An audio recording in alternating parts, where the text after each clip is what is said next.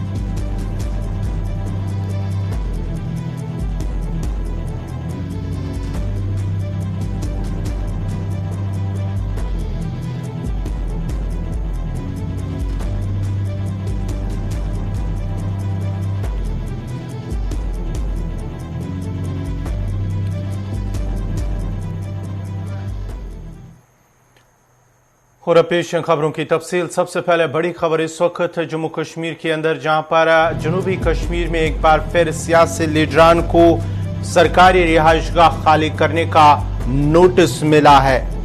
जिला इंतजामिया अनंतनाग की जानिब से महबूबा मुफ्ती के साथ साथ अब्दुर्रहीम रैथर को भी नोटिस मिला है और उसके साथ साथ कई दीगर सियासी लीडरान को नोटिस मिला है कि वो सरकारी रिहाइशगाह हाउसिंग कॉलोनी खनबल के अंदर, जहां Mehbooba Mufti quarter number 7 housing colony खनबल में उन्हें नोटिस मिला है कि वो जल्द अज जल्द इसको खाली करे। उसके साथ साथ ही अब्दुर्रहीम रैथर को भी एक नोटिस मिला है जिसमें quarter number 4 housing colony Khanabal के अंदर उन्हें खाली करने का नोटिस मिला है। इंतजामिया की जानिब से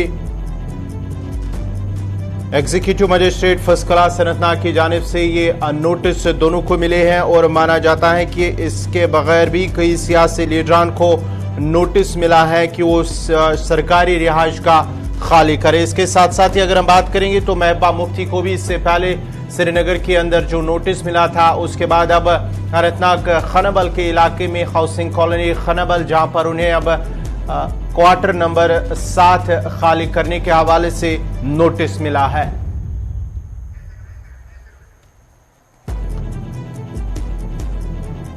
महबूबा मुफ्ती के साथ साथ अब्दुर्रहीम रैथर जो साबिक MLA quarter number 4 housing colony Khanabal के अंदर, उन्हें वो खाली करने का नोटिस मिला है। महबूबा मुफ्ती को क्वार्टर नंबर 7 हाउसिंग कॉलोनी खनबल, उन्हें वो खाली करने का नोटिस मिला है। Executive magistrate first class Anantnag की जानिब से ये नोटिस जारी की गई है।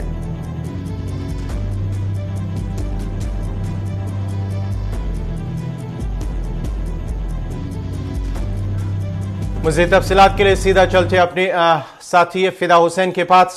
फिदा, क्या कुछ तफसीलात हैं जो खबर आ रही हैं कि कई सियासी लीडरान जिनमें महबूबा मुफ्ती का जिक्र है और साथ ही साथ अब्दुर्रहीम का जिक्र है कि उन्हें खनबल के अंदर जो हाउसिंग कॉलोनी है सरकारी रिहाइशगाह खाली करने का नोटिस मिला है, क्या कुछ तफसीलात है? देखिए, बिल्कुल गौहर, मैं आपको बता दूं कि जिस तरह से आप देख रहे हैं कि टीवी स्क्रीन पर भी ये कुछ जो नोटिस है वो नजर आ रही है इस टीवी स्क्रीन पर कि किस तरह से आज अलग सुबह जो है गेट के बाहर जो मुख्तलिफ लेजिस्लेटर्स है उनके घर के बाहर जो है नोटिस चस्पा की गई है और जिसमें कहा गया है कि आपको अपना क्वार्टर जो है वो खाली करना है। उसमें नेशनल कॉन्फ्रेंस अपनी पार्टी के साथ साथ अगर हम बात करेंगे तो कुछ और भी लीडरान हैं जिनके नाम जो है वो चस्पा किए गए हैं। हालांकि आज इतवार थे और इतवार के सुबह सुबह हमने देखा वहां पे खनबल क्वार्टर्स के बाहर जहां पे ये क़याम पजीर है वहां पर उनके गेट के बाहर ऐसी नोट्स जो है वो चस्पा की गई है। गौर फिदा, या इन पे हमारे पास जो है फिलहाल महबूबा मुफ्ती और अब्दुर्रहीम रैथर, क्या इसके बगैर भी कई ऐसे लीडर हैं जिनको ये नोटिस मिला है हाउसिंग कॉलोनी खनबल या दीगर जितने भी जिला अनंतनाग के अंदर कहीं पे है, क्या उन्हें भी ये नोटिस मिला है? देखिए बिल्कुल गौहर, जैसे कि मैंने कहा कि इसमें जेके एनसी यानी कि नेशनल कॉन्फ्रेंस के साबिक लेजिस्लेटर्स हैं जिनके नाम इन नोटिस में जो है चस्पा किए गए, जिनके घर के बाहर सरकारी घर के बाहर नोटिस चस्पा किए गए हैं। हालांकि वहां पे हमारी अभी तक किसी के साथ नहीं बात हो पाई है कि उनका रद्द-ए-अमल क्या है इस हवाले से, लेकिन कोशिश यही है कि उनके साथ भी हम बात करें कि इस हवाले से कि क्या वो कल तक अपने इन क्वार्टर्स को खाली करेंगे। लेकिन अभी ये कहना मुश्किल है कि क्या उनके साथ बात हो पाएगी, क्या वो बात करेंगे। लेकिन आज अलग सुबह जो है कहीं ना कहीं पे खनाबल क्वार्टर्स के बाहर मुख्तलिफ सियासी पार्टियों के जितने भी सरकारी क्वार्टर्स है उनको खाली करने के लिए ये नोटिस चस्पा की गई है। चलिए, बहुत बहुत शुक्रिया फिदा हुसैन आपका। ये थी अनंतनाग से फिदा हुसैन, जहां पर जिला इंतजामिया अनंतनाग की जानिब से कई सियासी लीडरान को ये नोटिस जारी कर दिया गया है। उन्हें नोटिस दिया गया है कि वो सरकारी रिहाइशगाह हाउसिंग कॉलोनी खनाबल के अंदर जो सरकारी क्वार्टर हैं, इनके साबिक जो एमएलएज हैं या लीडरान हैं, उन्हें ये नोटिस मिला है, जिनमें महबूबा मुफ्ती के साथ साथ अब्दुर्रहीम राथर और जम्मू कश्मीर जो नेशनल कॉन्फ्रेंस है पार्टी के कुछ सियासी लीडरान को भी ये नोटिस मिला है। उसके साथ साथ ही माना जाता है कि अपनी पार्टी के कुछ लीडरान को भी ये नोटिस मिले हैं और उन्हें सरकारी रिहाइशगाह वाक़ा जो खनाबल के अंदर है, हाउसिंग कॉलोनी खनाबल, वहां उन्हें खाली करने के हवाले से अहकाम जारी कर दिए गए हैं और नोटिस भी इस हवाले से उन्हें चस्पा कर दिए गए हैं।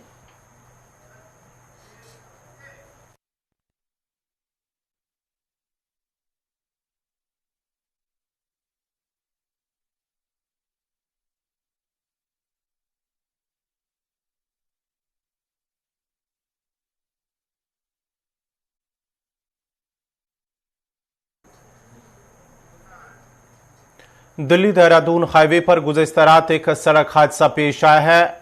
लोडेड कैंटर पलटने के बाद कार से टकरा गया। इस कार में शौहर बीवी समेत उनके बाई की बेटी सवार थे, जिनकी मौत हो गई है, जबकि दीगर 2 अफराद जख्मी हुए हैं। पुलिस के मुताबिक गुज़िश्ता रात में ही सामान से भरा एक कैंटर हरिद्वार से दिल्ली की तरफ जा रहा था। नई मंडी कोतवाली इलाके के गांव के बाईपास के करीब डिवाइडर को अबूर करते हुए अचानक कैंटर बेकाबू होकर दिल्ली से देहरादून जाने वाली सड़क पर पलट गया। इसी दौरान दिल्ली से तेज रफ्तारी से आ रही ब्रीजा कार कैंटर से टकरा गई और बुरी तरह तबाह हो गई। इसमें सवार लोग अंदर फंस गए। राहगीरों की इतला पर मंडी कोतवाली पुलिस मौके पर पहुंच गई। पुलिस ने राहगीरों की मदद से गाड़ी में फंसे अफराद को बाहर निकाला, जिसमें गौतम बुद्ध नगर के रहने वाले आशीष अवस्थी और उसकी बीवी नुपुर अवस्थी और उसके भाई दीपक अवस्थी की बेटी जो 2 साल की थी, गाड़ी से बाहर निकाले जाने से पहले ही उनकी मौत हो गई थी। दीपक अवस्थी और उनकी अहलिया रत्ना त्रिपाठी भी जख्मी हुए। जख्मियों को इलाज के लिए जिला अस्पताल में दाखिल किया गया। दोनों को हायर सेंटर भेज दिया गया है। एसपी ट्रैफिक ने भी मौके पर पहुंचकर मामले की जानकारी ली। दूसरी जानिब हादसे के बाद कैंटर का ड्राइवर और हेल्पर फरार हो गए। पुलिस का कहना है कि हादसे के बारे में जांबाक और जख्मियों के लवाकिन को आगाह कर दिया गया है। दोनों खानदान असल में रिवड़ा मध्य प्रदेश के रहने वाले हैं और फिलहाल वो गोर निशा कॉलोनी गौतम बुद्ध नगर में रहते हैं। ऑल्टो कार वाले तो सुरक्षित बच गए हैं।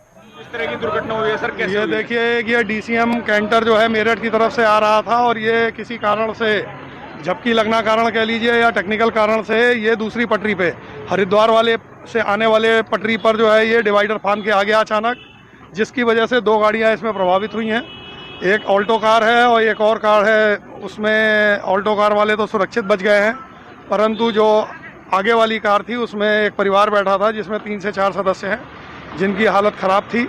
उनको तत्काल चिकित्सा हेतु यहाँ से डिस्पैच किया गया है जिला अस्पताल के लिए। वहाँ पे उनके बारे में अभी डॉक्टर्स जो है उन्हें अटेंड कर रहे हैं। रियासत राजस्थान के जिला भरतपुर इलाके के सकरावा गांव में 2 फरीकीन के दरमियान मामूली बात पर तनाजा इतना बढ़ गया कि एक नौजवान ने अपने साथियों के साथ मिलकर आधी रात को फायरिंग करके 3 भाइयों को खला कर दिया। इस फायरिंग में 2 खवातीन समेत 3 अफराद जख्मी भी हुए हैं।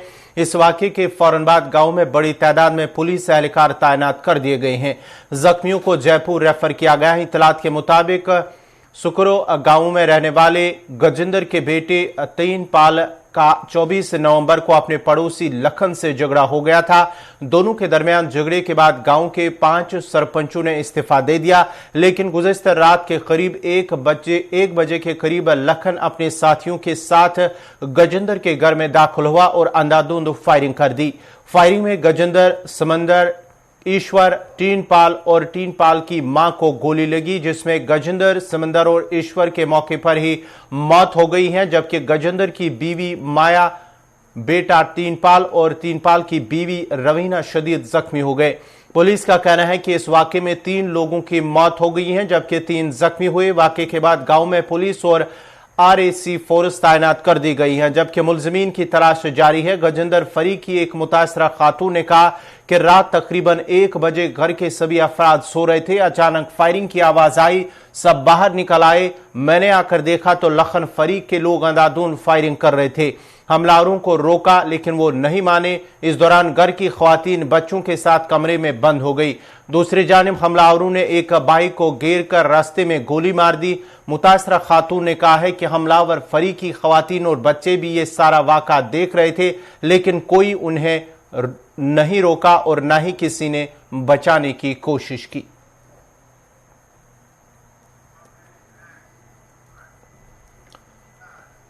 स्पोर्ट्स स्टेडियम पुलवामा में फ्लडलाइट्स नाकारा होने की शिकायत करते हुए नौजवान खिलाड़ियों का कहना है कि अगरचे इंतजामिया खेल कूद को फरोग देने के लिए संजीदा है और कई ठोस इकदाम भी उठा रही हैं, ताहम बदकिस्मती से पुलवामा स्टेडियम में नाकारा फ्लडलाइट्स की वजह से खेल सरगर्मियां मुतासिर हो रही हैं, जिसकी वजह से उन्हें मुश्किलात पेश आ रहे हैं। नौजवानों का कहना है कि अगरचे इन फ्लडलाइट्स पर एक कसीर रकम खर्च की गई, ताहम उनके नस्ब करने का वो मकसद पूरा न हुआ। उन्होंने अब जिला इंतजामिया पुलवामा और स्पोर्ट्स काउंसिल से अपील की है कि इन फ्लडलाइट्स को ठीक कराया जाए ताकि खेल सरगर्मियां रात को भी जारी रह सके। Government of Jammu and Kashmir और जो यहाँ के हुकाम हैं काफ़ी सीरियस है, इसमें हम उनको मुबारकबाद देते हैं। लेकिन एट द सेम टाइम आप देख रहे हैं कि ये जो फ्लड लाइट्स आप देख रहे हैं इंस्टॉल हो चुकी हैं, जब से हुई है तब से बेकार ही है और मुझे नहीं लगता है कि कोई प्लानिंग इसमें हुई है। आप देख रहे हैं कि जिस मकसद के लिए, मकसद यही है कि ये जो फ्लड लाइट्स लगाने का कि हम नाइट स्पोर्टिंग इवेंट्स यहाँ पर मुनक्कद कर सकें, जिसमें क्रिकेट है, बाकी चीज़ें हैं। ये उन लोगों के लिए है जो दिन में अगर वो मसरूफ़ हैं, नहीं खेल पा रहे हैं, या मतलब तमाशाई भी जिनको दिन में फुर्सत नहीं है तो वो एंटरटेनमेंट के लिए शाम को आ जाएं। लेकिन वो पर्पज़ मुझे नहीं लगता है कि चालू हो जाएगा, क्योंकि कोई प्लानिंग नहीं हुई है। आप खुद देख रहे हैं कि लाइट्स कहाँ पर लगी है और पिचेस जो है वो कहाँ पर है। मुझे लगता है कि जब शाम को यहाँ हम आते हैं, जहाँ पिचेस बने हैं वहाँ बिल्कुल अंधेरा होता है। कोई इसमें टेक्निकल जो इशू आ रहा है वो यही है कि अंधेरे की वजह से ये स्पोर्टिंग इवेंट्स फिर होते ही नहीं हैं यहाँ पर। तो मुझे नहीं समझ में आता है कि किस टीम ने लगाए हैं, कौन सी ऑर्गेनाइजेशन ने लगाए हैं।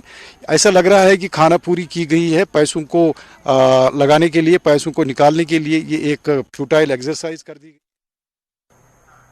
थराल पुलिस ने ट्रैफिक कानून की खिलाफ वर्जी करने वालों के खिलाफ अपनी कार्रवाई तेज की है। SHO थराल अब्दुल रहमान की निगरानी में कई जगहों पर नाकों के दौरान ऐसे ड्राइवरों के खिलाफ कार्रवाई की जा रही है जो ट्रैफिक कवानीन की खिलाफ वर्जी कर रहे हैं। इस सिलसिले में कई चालान भी किए गए हैं। SHO ने लोगों से कानून की पासदारी और रॉन्ग पार्किंग से गुरेज करने की भी हिदायत जारी कर दी है।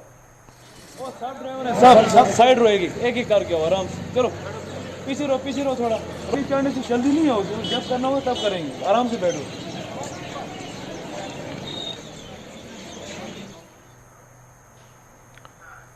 जिला पुंछ के मंगनार इलाके में क्रशर और मिक्सर लगाने को लेकर तनाजा खड़ा हो गया। चंद रोज कबल स्कूल के तलबा और असातिज़ा की जानिब से कहा गया था कि अगर यहां क्रशर लगा दिया गया तो बच्चों की तालीमी सरगर्मियां मुतासिर होने के साथ साथ दीगर मसाइल का भी सामना करना पड़ेगा। ताहम गांव के लोग जमा हुए जिन्होंने इंतजामिया से दरख्वास्त की कि वो इलाके में तरक्याती कामों में मजीद तेजी के पेश नजर काम जारी रखे ताकि मकामी बेरोजगार नौजवानों के लिए आसानियां पैदा हो जिन्हें बाहर की रियासतों में मजदूरी की गर्ज से जाने की जरूरत नहीं है। मकामी आबादी ने क्रशर से काम जारी रखने में इत्मीनान का इजहार करते हुए मुतल्लिका ठेकेदार का शुक्रिया अदा किया। वहीं ठेकेदार के मुताबिक उन्होंने काम करने से कबल तमाम लवाज़िमात मुकम्मल कर काम को शुरू किया है और हुकाम की इजाजत के बाद ही तामीराती काम मुमकिन हो सका है। मनवीर जी, हमारे को इसका बहुत फ़ायदा है क्योंकि यहाँ एक गरीब आदमी है, यहाँ हर इंसान को रोजी रोटी के लिए टाइम तो मिलेगा, इसलिए हमारे को किसी किस्म की कोई प्रॉब्लम नहीं है। यहाँ क्रेशर लगना चाहिए। हमारी यही है कि आज हमने कुछ साथ में रख के क्रेशर ये तैयारी करवाई है कि क्रेशर लगना चाहिए। जी, इस क्रेशर से हमें कोई दिक्कत नहीं है। हमारी ज़मीन ये बिल्कुल क्रेशर के साथ में है और इस क्रेशर लगने से हमें बेनिफिट मिलेगा। जो हम लोग हैं बेरोजगार हैं, काम करेंगे, इधर मजदूरी करेंगे, कोई गाड़ी चलाएगा, कोई और होटल वगैरह खोलेगा, बिजनेस काम चलेगा। इस क्रेशर से हमें कोई दिक्कत नहीं है। और जो ये लोग बोलते हैं ना कि हमें दिक्कत है, वो वैसे ही बोल रहे हैं। उन लोगों का घर यहाँ से 10 किलोमीटर 5 किलोमीटर दूर है, हमारा घर तो इधर बिल्कुल पास में है, तो हमें कोई दिक्कत नहीं है। उन लोगों का किस चीज़ की दिक्कत है कि ये क्रेशर लगना चाहिए। एक बार ये क्रेशर लगना चाहिए। क्रेशर यहाँ पे हम इसी पंचायत के लोग हैं, ये क्रेशर लगना चाहिए, हमारा कोई एतराज़ नहीं है। क्रेशर लगना चाहिए। तो क्रेशर लगने से यहाँ पे बेरोजगार बंदे हैं, यहाँ पे बहुत गरीब आदमी है इस मोहल्ले में, तो उन बेचारों को रोजगार मिलेगी। यहाँ पे कोई अपना कोई काम खोलेगा, कोई ड्राइवरी करेगा, कोई कुछ करेगा, उनको यहाँ पे रोजगार मिलेगी। गरीब बंदे हैं, मजदूरी भी कम मिलती है, आपको पता है। और यहाँ पे पढ़ाई लिखी है, आपको पता ही है, बेरोजगारी तो बहुत है हर जगह, तो इसलिए ये क्रेशर लगना चाहिए। हाँ सर, बताएंगे कि ये हमें प्रोजेक्ट के मुताबिक मिली है परमिशन, हमारी सब डिपार्टमेंटों से एनओसी मिली है। आजकल इस गवर्नमेंट में कोई कर सकता है इलीगल काम, हमें पूरी एनओसियां ली हैं। ये पब्लिक जो नजदीक की है, ये हमारे साथ हैं सब, इन्होंने सब ने बेचारों ने साइन करके दिए हैं कि हमें कोई इतराज नहीं है, इधर लगना चाहिए। और ये आज का नहीं, ये प्रोसेस ये तकरीबन 8-9 महीने से साल से चल रहा है। तो सर देखा गया है कि कुछ स्कूल वालों ने एतराज किया था इसको लेकर, उस पर क्या कहेंगे? तो एनओसी है हमारे पास जी, उन्होंने एनओसी दी है। ये जो प्रोजेक्ट के अगेंस्ट है, इसकी मतलब ज्यादा इतनी भी नहीं होती, लेकिन फिर भी उनकी एनओसी हमारी सब डिपार्टमेंटों की एनओसी है जिन जिन की जरूरत है। तो अगर कोई उन्होंने वो कुछ आदमी करवा रहे हैं हमारे पड़ोसी, वो उनका भी क्रेशर देखा जाए कि वो कहाँ लगा है, उनकी मतलब कितनी दूर है आबादी, लोग कितने दूर हैं, घर कितने दूर हैं। बिल्कुल वो तो हमसे, हम तो इधर है ही नहीं माला इधर तो। एडीजीपी यूटी लद्दाख सतीश खंडारी ने लद्दाख के करगिल जिला का 3 रोजा दौरा किया, जिस दौरान उन्होंने पुलिस हुकाम के साथ साथ सिविल सोसाइटी के अरकान और दीगर मुअज़्ज़ज़ शहरियों से मुलाकात की है। इस मौके पर उन्होंने पुलिस के कई अहम मंसूबों को हरी झंडी दिखाई, संग बुनियाद रखी और इफ्तिताह भी किया। पुलिस हुकाम के हवाले किया। अपने द्रास दौरे के दौरान एडीजीपी लद्दाख ने कदीम जामिया मस्जिद में आतज़दगी के वाक़े पर अफसोस का इजहार किया और कमेटी के अरकान को हर तरह की मुमकिन मदद का भी यकीन दिलाया। पुलिस स्टेशन द्रास में कायम क्वार्टर में उन्होंने अवामी नुमाइंदों से भी मुलाकात की और उनके मसाइल सुने। मिनमर्ग चेक पोस्ट लद्दाख पहुंचने के बाद उन्होंने बात की गुलिस्तान न्यूज़ नुमाइंदे मुजम्मिल जलील से। ADGP union territory Ladakh Shri Satish Khandre sir जो इस वक्त हमारे साथ जुड़े हुए हैं। सर आपका वेलकम करते हैं गुलिस्तान न्यूज़ चैनल में। क्या कुछ कहना चाहेंगे? आज स्पेशली आपने द्रास को लेकर एक विजिट किया है और इस वक्त आप मिनमर्ग चेक पोस्ट में हैं। इससे पहले कदीम हनफिया मरकज़ जामिया मस्जिद में जिस तरह के वारदात हुए थे वहाँ भी आपने विजिट किया, तो ओवरऑल अपने इस विजिट के बारे में क्या कुछ कहना चाहेंगे? मिनमर्ग चेक पोस्ट जो है वो मतलब लद्दाख पुलिस के लिए काफ़ी महत्वपूर्ण इम्पोर्टेंट चेक पोस्ट है। जैसे कि आप जानते हो कि अभी सर्दियों का मौसम शुरू हो गया, बर्फ़बारी अभी शुरू हो गई है और आने वाले समय में फिर जोजिला के ऊपर काफ़ी बर्फ़बारी होगी, तो ये चौकी जो है बहुत इम्पोर्टेंट काम करती है। जोजिला टनल को क्लियर रखने का, जोजिला पास को क्लियर रखने का, कोई गाड़ी अगर फंसी होगी तो उसको निकालने का, कुछ लोग अगर फंसे होंगे तो उनको मदद करने का बहुत इम्पोर्टेंट काम ये चौकी करती है। और हमारे लड़के जो है इतने सब जीरो टेम्परेचर में यहाँ पे रहते हैं और आवाम की मदद करने की कोशिश करते हैं। तो मैं इन सब लोगों को मुबारकबाद देता हूँ, मिनामर्ग वालों को, कि जो इतने एडवर्स कंडीशन में यहाँ पे आवाम की मदद कर रहे हैं।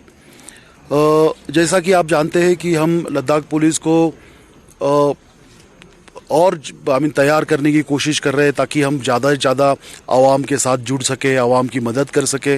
मैं अभी द्रास भी गया था, द्रास में जो मस्जिद का जो फायर का इंसिडेंट हुआ उसका भी हमने जायज़ा लिया। और हमारी कोशिश रहेगी आने वाले समय में कि हमारा जो पुलिस फोर्स है उसको मल्टी रोल में हम उसको तैयार करें, ताकि अगर कहीं किसी जगह पे फायर फाइटिंग की ज़रूरत होगी तो हमारे पास वो इक्विपमेंट रहे, ताकि हमारे पुलिस वाले जाके फायर फाइटिंग का काम करें। रेस्क्यू है, किसी जगह पे डिज़ास्टर होता है तो रेस्क्यू करना पड़ता है, तो हमारे लोगों के पास वो इक्विपमेंट रहे कि वो जाके वो रेस्क्यू ऑपरेशन कर पाए। तो इस तरह से मल्टी रोल में लद्दाख पुलिस को तैयार करने का हमारा प्रयास रहेगा। यहाँ पे हमने पिछले साल में मीनामर्ग पुलिस स्टेशन का अपग्रेडेशन किया है, थोड़ा सा यहाँ पे हमने काम किया है।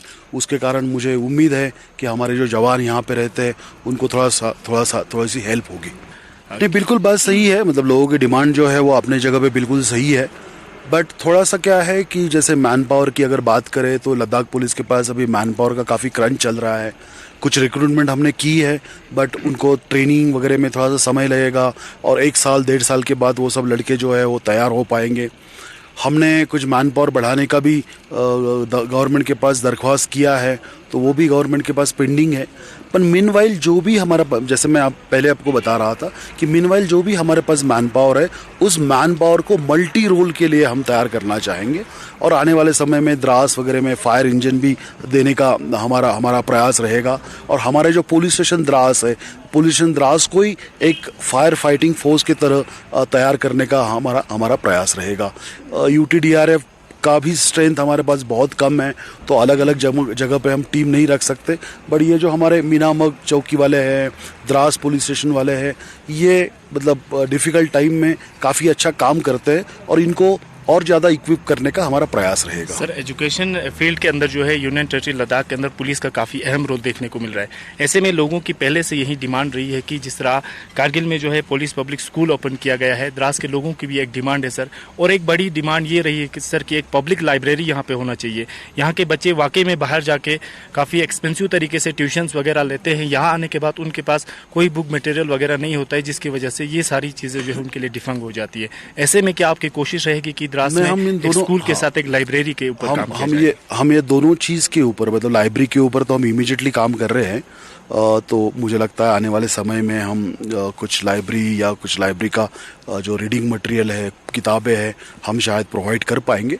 जहाँ तक स्कूल की बात है वो एक लॉन्ग टर्म प्रोजेक्ट है, तो हमें उसके बारे में देखना पड़ेगा, बट अगर पॉसिबल होगा तो हम करने की कोशिश करेंगे। सर, एक आखिरी सवाल आपसे ज़रूर करना चाहेंगे, जो आपके पुलिस डिपार्टमेंट की तरफ से इस बार जो है क्लोथिंग भी दिया गया है इनके लिए विंटर, तो उससे काफ़ी खुश हैं सर, लेकिन ट्रैफिक पुलिस की बात करते हैं या लद्दाख पुलिस की, तो इनका एक अहम रोल देखने को मिलता है। ऐसे में क्या ऐसी जगहों पे, मीनामर्ग जैसी जगहों पे काम करने वालों के लिए कोई स्पेशल पैकेज और स्पेशल अनाउंस वगैरह, क्या कुछ आप इसमें कहना चाहेंगे? नहीं, हमारी तो कोशिश है, मतलब हमने कुछ प्रपोजल दिया है, देखते हैं। गवर्नमेंट के पास हमारा प्रपोजल पेंडिंग है, हमारा हार्डशिप अलाउंस का प्रपोजल जो है वो गवर्नमेंट के पास पेंडिंग है, और हमें उम्मीद है कि गवर्नमेंट उसके ऊपर गौर करेगी। जी, शुक्रिया सर, समय देने के लिए बहुत बहुत शुक्रिया।